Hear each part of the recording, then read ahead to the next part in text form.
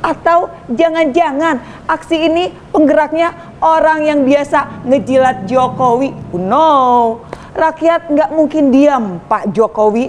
Pasti akan terjadi bentrokan dan perpecahan sampai mengganggu keamanan dan stabilitas negara.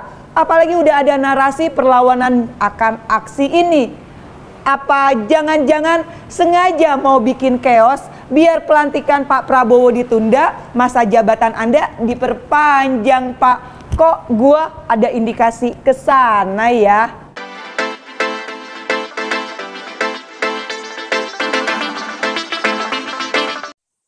Assalamualaikum warahmatullahi wabarakatuh. Menarik nih teman-teman semua. Berikut ini ada uraian yang menarik terkait isu dan wacana Presiden Jokowi akan mengumpulkan pasukan sebanyak 22.000 yang dinamai pasukan berani mati.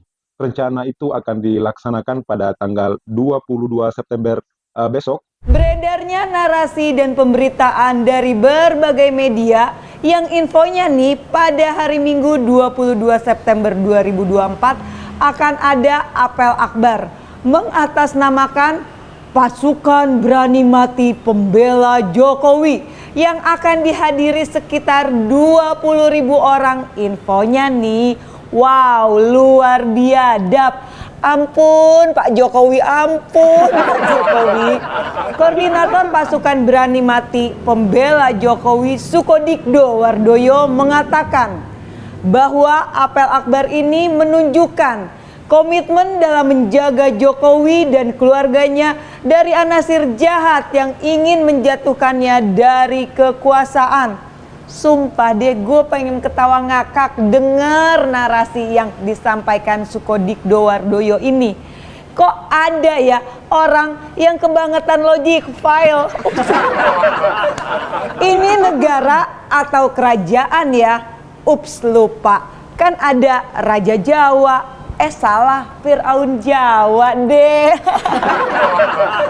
Setahu gua, selama ini orang-orang di belahan dunia manapun itu akan berjuang untuk menjaga dan membela misal kedaulatan negaranya, keutuhan negaranya, nama besar negaranya, bukan membela personal seperti apel akbar yang akan dilakukan itu loh. Woi Sukodikdo, gue mau tanya, emang ini negara milik Jokowi? Emang Indonesia merdeka itu hasil perjuangan dan pengorbanan Jokowi? Emang Indonesia kaya akan semua sumber daya alam hasil Jokowi? Emang terciptanya Bhinneka Tunggal Ika hasil Jokowi? Jawab! Jangan asal jeblak aja lu ngomong. Lu boleh kerahin masa jika semua pertanyaan gue itu hasil perjuangan dan pengorbanan Jokowi. Lu jangan main-main dengan rakyat deh. Rakyat gak akan takut dan siap menghadapi pasukan berani mati pembela Jokowi. Jangan sampai dengan adanya gerakan ini akan menghancurkan NKRI hanya semata-mata demi Jokowi. Gua jadi ingat peristiwa di Sri Lanka saat itu. Presidennya Nanda Sena Gotabaya Rajapaksa dibela oleh pendukung berani matinya. Tetapi mereka tidak berdaya melawan gerakan rakyat yang lebih berani mati membela negaranya. Gota terpaksa melarikan diri dari istana kepresidenannya setelah rakyat berhasil menerobos ke istana. Gota melarikan diri ke Maladewa, lalu melanjutkan pelariannya ke Bandara Changi, Singapura. Sampai akhirnya Gota menyerah, mengajukan pengunduran diri melalui surat elektroniknya. Apa mau Jokowi nasibnya seperti itu? Justru isu ini bikin gua bertanya-tanya. Bener nggak sih aksi ini atas perintah Jokowi? Kalau enggak, sebagai penguasa, Jokowi seharusnya bisa dong menghentikan aksi busuk ini. Atau jangan-jangan aksi ini penggeraknya orang yang biasa ngejilat Jokowi? No, rakyat nggak mungkin diam, Pak Jokowi. pasti akan terjadi bentrokan dan perpecahan sampai mengganggu keamanan dan stabilitas negara. Apalagi udah ada narasi perlawanan akan aksi ini. Apa jangan-jangan sengaja mau bikin chaos biar pelantikan Pak Prabowo ditunda, masa jabatan Anda diperpanjang, Pak?